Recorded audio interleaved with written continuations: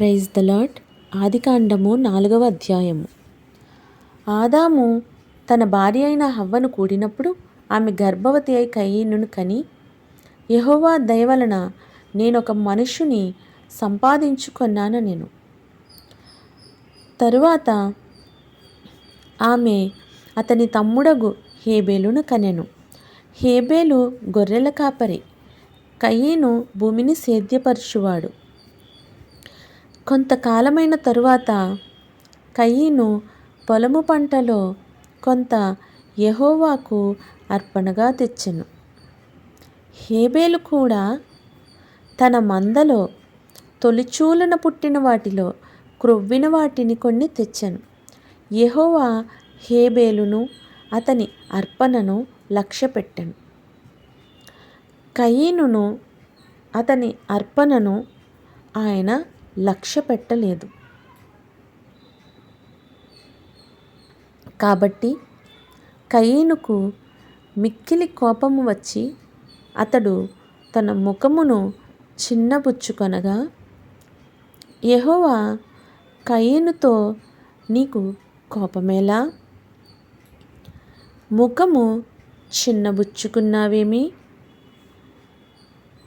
నీవు సత్క్రియ చేసిన ఎడల తలనెత్తుకొనవా? సత్క్రియ చేయని ఎడల వాకిట పాపము పొంచియుండును. నీ ఎడల దానికి వాంఛ కలుగును, నీవు దానిని ఎలుదవు అనెను. కయీను తన తమ్ముడైన హేబేలుతో మాట్లాడాను. వారు పొలములో ఉన్నప్పుడు కయీను తన తమ్ముడైన హేబేలు మీద పడి అతనిని చంపెను.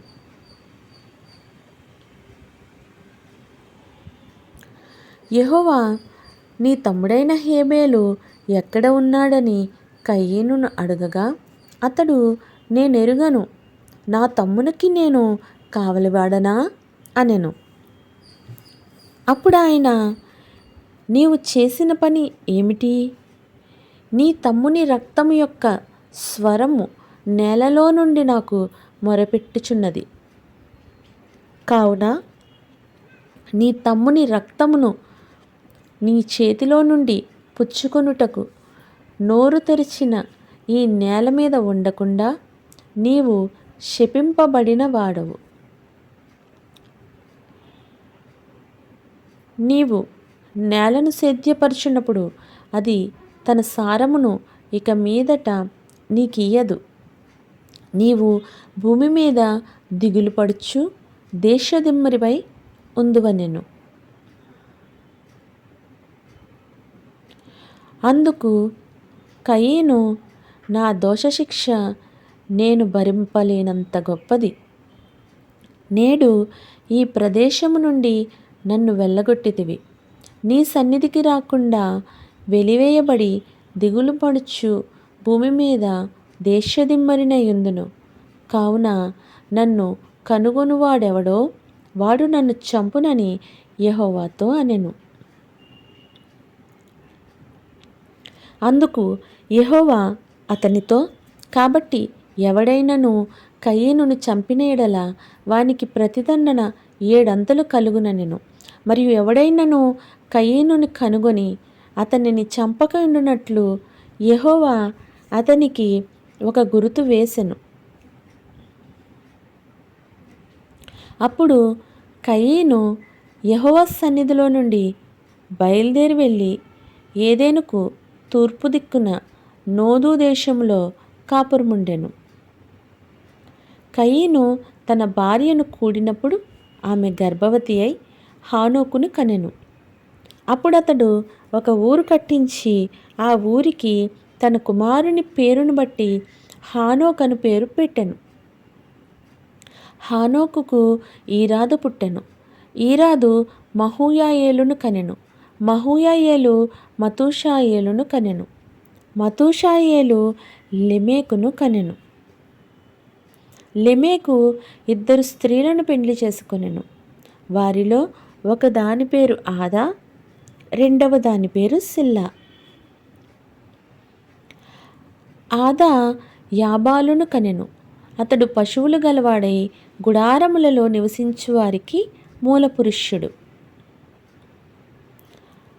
అతని సహోదరి పేరు యూబాలు. అతని సహోదరుని పేరు యూబాలు. ఇతడు సితారాను సానికను వాడుక చేయవారందరికీ మూలపురుషుడు. మరియు సిల్లా తుబల్కాయిను కనెను. అతడు పదునుగల రాగి పనిముట్లన్నిటినీ ఇనుప పనిముట్లన్నిటినీ చేయువాడు. తుబల్కాయిను సహోదరి పేరు నయామా. లెమెకు తన భార్యలతో, ఓ ఆదా, ఓ సిల్లా, నా పలుకు వినుడి. లెమెకు భార్యలారా, నా మాట ఆలకించుడి. నన్ను గాయపరచినందుకై ఒక మనుష్యుని చంపితిని. నన్ను దెబ్బ కొట్టినందుకై ఒక పడుచువాని చంపితిని. 7 అంతలు ప్రతిదండన కయీను కోసం వచ్చిన ఎడల లెమెకు కోసము 77 అంతలు వచ్చుననెను. ఆదాము మరల తన భార్యను కూడినప్పుడు ఆమె కుమారుని కని, కయీను చంపిన హేబేలునకు ప్రతిగా దేవుడు నాకు మరి ఒక సంతానమును నియమించుననుకొని అతనికి షేతు అని పేరు పెట్టెను. మరియు షేతునకు కూడా కుమారుడు పుట్టెను. అతనికి ఏనోషను పేరు పెట్టెను. అప్పుడు యెహోవా నామమున ప్రార్థన చేయుట ఆరంభమైనది. Praise the lord.